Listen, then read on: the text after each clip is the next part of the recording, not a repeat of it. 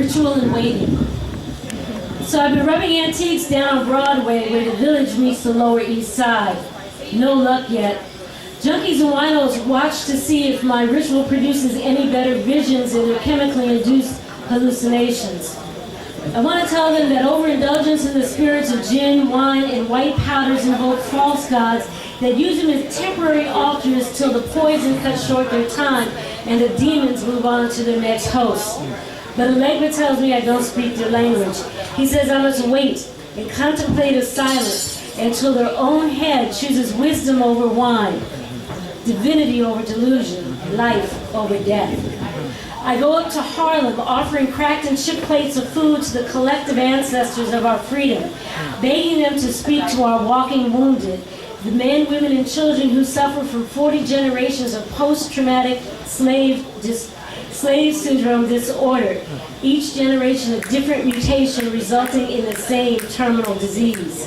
I ask Obatala for the medicine to cure it. Yes. He tells me that patience is the father of good character, and only when the cultivation of that character becomes more important than degenerate distraction, maniacal materialism, and worshiping money as a god, will we be able to walk in the wisdom of our ancestors' echoes.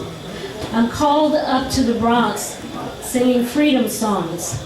Until the killing of black men, black mothers' sons is as important as the killing of white men, white mothers' sons. We who believe in freedom cannot rest.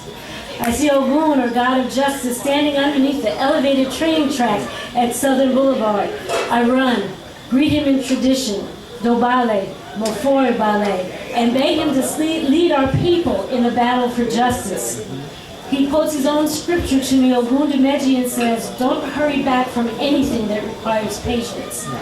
He continues that the truth, no matter how small and weak it looks in the beginning, always prevails in the end. Always. Do you remember Medgar Evers? Do you remember Emmett Till? He continues further and says that truth and justice are Siamese twins that can never be separated. He says if you want justice, we have to seek the truth, speak in truth, and walk in truth. Only then will our battle for victory be won. I poured libation in Brooklyn, in Weeksville, where care of each other, love of each other were the community cornerstones. I ask Oshun to return those gifts to us. She too tells me to wait.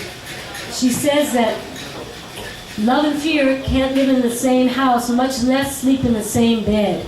But the time of courage is coming.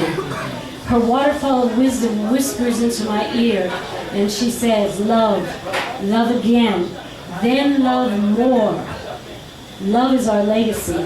Feed everyone's soul with love so it can grow in its power. So I practice contemplative silence, cultivate character, walk in truth, work love, and wait. Because divine guidance is far too precious to waste. Ashe. Ashe.